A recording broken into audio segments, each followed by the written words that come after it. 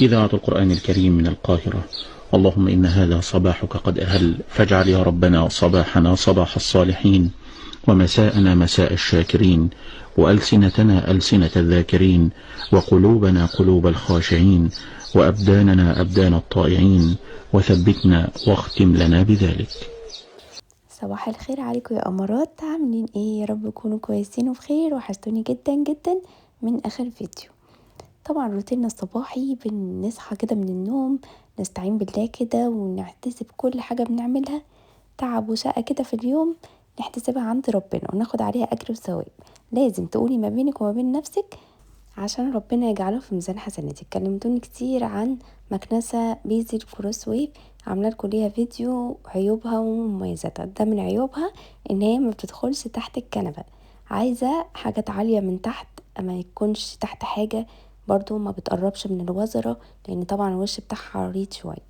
ممكن طبعا نغسل بيها الانتريه، ممكن نغسل بيها السجاد، نغسل نكنس، كل الحاجات دي قوة شفط اللهم بارك جميلة جدا. بس ما بستخدمهاش كتير عشان برضو ما فيش عروسة بقى تيجي تقول انا لازم ادخل بالمكنسة دي.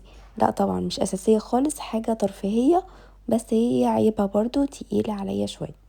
بملى التانك بتاعها وليها الغسول بتاعها مخصص للارضيات وكده. مش عارفة لما يخلص هجيب ايه بصراحة، بس هسأل وهعرف ان شاء الله. هنا بقى نفضت الكنبة كده تنفيضة عشان بيكون عليها طبقة تراب.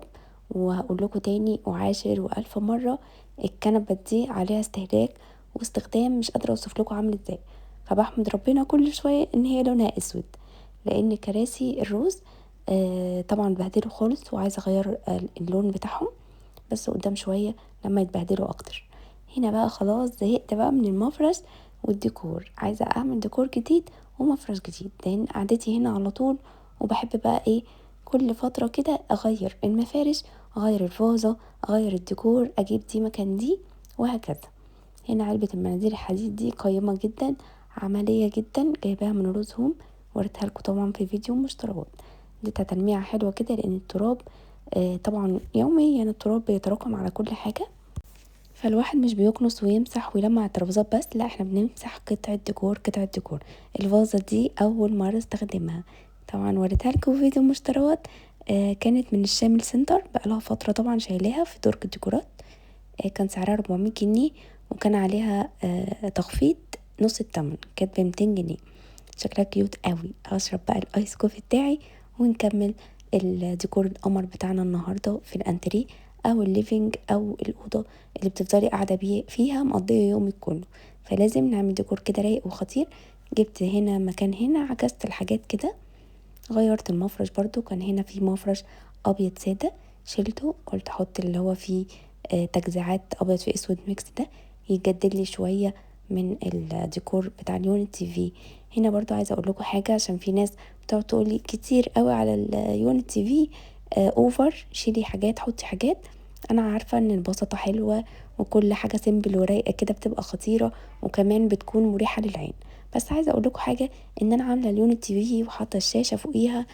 عايزه اقول لكم ان هي ما فيهاش رفوف ولا حاجه، فما فيش ازعاج اصلا. فشغاله بقى في الازعاج في الاريا اللي تحت دي.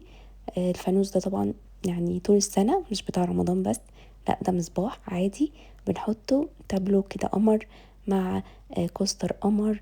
علبه المناديل مش بخرج الكيس عشان عارفه ان في ناس ليها ديتيلز كده بسيطه. احب بس اوضح لكم ان العلبه الحديد بتاعه المناديل اللي وريتها لكم، اول ما بفتح المروحه بتطير كلها على الارض، يفضل يطير بقى منديل ورا منديل. فعشان كده محتفظه بالكيس بتاع المناديل جوه العلبه، عارفه ان هي مش لايقه على الديكور بس في اللذيذ. الفرو بقى ده عايزه اشيله واشيل المخده، احطهم بقى على دخلة الشتا كده، هغسلهم طبعا. برضو كان في قطع في الكوره دي، في كورتين واقعين القطه بتلعب فيهم، هخيطهم، اغسلهم، اعقمهم واشيلهم في دولاب، اطلعهم بقى على الشتا ان شاء الله يبقوا ليهم طلة زهوة كده. هنا برضو بنفض الكرسي ده، الكرسي ده كان عكس الناحية التانية جنب الشاشة، فجبته الناحية دي ما بين الشجرة كده. الكرسي ده عندي من زمان قوي، مش فاكرة منين، وفي ميكانيزم بيتفرد وبيتقفل، طبعا هقفله لاني بروق. شيزلونج كده بصراحة خطير يعني، وبرده مش ندمانة خالص ان هو لونه اسود. طبعا بيلم تراب عشان جنب البلكونة، بس بنفضه، بكنسه، بمسحه بمعطر او حاجة كده للمفروشات يعني، بعقمه. خلصت ديكور القمر ده، وتعالوا بينا بقى نعمل غدا قمر. الملوخية تضربيها في الكبة بقى، تعملي فيها اللي تعمليه، تشتريها جاهزة. برضو بنشتاق للملوخية اللي بنخرطها. ضربت بس فصين 3 توم، وعليهم نص قرن كده من الفلفل الأخضر، بيخلي ريحة الملوخية خطيرة. هي الملوخية أصلا تحفة من غير حاجة. هقولكوا على خلطة حلوة قوي حطيتها على الملوخية بس وانا بقلبها على النار. هنا بحضر السمنة، بحضر التوم فرمته في الكبة، حطيت الملوخية في الحلة، وبعدين احط عليها الشوربة عشان تطلع مظبوطة، وما تبقاش يعني مش الشوربة الاول، لا الشوربة بتغلي. انا عارفة ان هي كانت بتغلي في حلة تانية، بس بنحط الملوخية ونحط عليها الشوربة على قد المقدار، ونقلب كده نشوف لو محتاجة تاني ولا قوامها حلو. مضرب السلك ما بنسيبوش من ايدينا لحد ما تفك معانا. حطيت طبعا في الشوربة فصين توم، وحطيت برضو معاهم فلفل، ده بيدي ريحة حلوة. خدوا غلوة على النار، نزلت عليهم بالملوخية المتخرطة. كزبرة بقى لو لونها غامق زي عندي كده فانا بحطها في الاخر، انا مش بحب الكزبرة محروقة عشان مش تمرر لي الاكلة بتاعتي. كنت عاملة محشي بقى، وعندي بقى علبة خلطة كده، ده كنز كنز فرحانة بيه جدا. سواء بقى هنسويها ناكلها كده، اعمل بيها طبق كرنب، اطلع طبق كرنب من الفريزر واحشيه، فبجد خطيرة. دي الخلطة بقى، خلطة الملوخية. انا عارفة ان انتوا هتستغربوا وهتقولي كمان حتى الملوخية ليها خلطة. انا اول مرة استعملها، انا طول عمري بعمل ملوخية الحمد لله الحمد لله خطيرة، بس دي خليتها اخضر، رشة بسيطة، ما حطيتش الكيس كله عشان ما. وبرضو المنتج ده ويلز، معمول بمواد طبيعية 100%، فانا مش هضر نفسي ولا هضر ولادي، عشان عارفه ان في ناس بتقولي مكتريش من الحاجات دي، بيبقى فيها ماده حافظه، بيبقى في حاجات صناعيه، الوان مش عارفه ايه.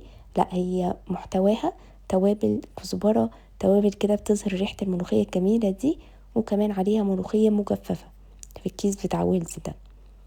بس هنا بقى اول ما التوم اشم ريحته ويبتدي ياخد بدايه لسه هيتحمص، انزل بقى بالكزبره عشان ما تتحرقش، مش بنزلها في البدايه. الملوخية يا دوب اخدت غلوة وقفلت عليها النار، ما تقعدش بقى تغلي على النار، والملوخية ما بتتغطاش عشان ما تسقطش. دي احلى ملوخية يعني. بصوا ممكن تاكلوها اللي انتوا بقى عاملين كل حاجة فيها كده بتفاصيل وهدوء، مخرطة مش اقلب وبسرعة، دي بتخلي الحاجة مش حلوة. حتى الاكل لما بيستوي على نار هادية بجد بيبقى طعمه رهيب. يعني جداتنا وامهاتنا كانوا بيعلوا على الاكل اول 5 دقايق ويوطوا عليه، يسيبوه بقى مع نفسه. يا سلام، بيبقى خطير والله، بيبقى ليه طعم تاني غير بقى عصر السرعة اللي احنا فيه ده، وبنعلي على الاكل عشان يستوي بسرعة. مش عارف، حلو وجميل، بس فيه الاحلى. بس عايزه اقول لكم بقى ما تنسونيش في لايك ولا اشتراك ولا كومنت، عشان احبكم اكتر واعمل لكم فيديوهات اكتر. انا بقى بحب البتنجان اللي هو فيه حته موف ده، يعني اسمه ابو خد تقريبا، بعشقه بجد، بيبقى في المحشي تحفه. بس جبت فرخية بقى كده وحمرتها، طبعا سلقتها وظبطتها، دخلتها الفرن، كانت أكلة بجد خطيرة. عايزاكم بقى كده كل كام يوم كده، طبعا أكيد كلنا بنسرع ستريبس، بانيه، كفتة، مش عارفة ايه، لا لازم تعملوا كده يوم يومين في الأسبوع. بجد الأكل ده بيسيب ذكريات حلوة للولاد، وطعمه يعني ما بتشبعش منه الصراحة. تقولي بقى حر، الجو حر، مش عارفة ايه، لا الأكل ده لازم كل يومين 3 نعمل أكل طبخة كده.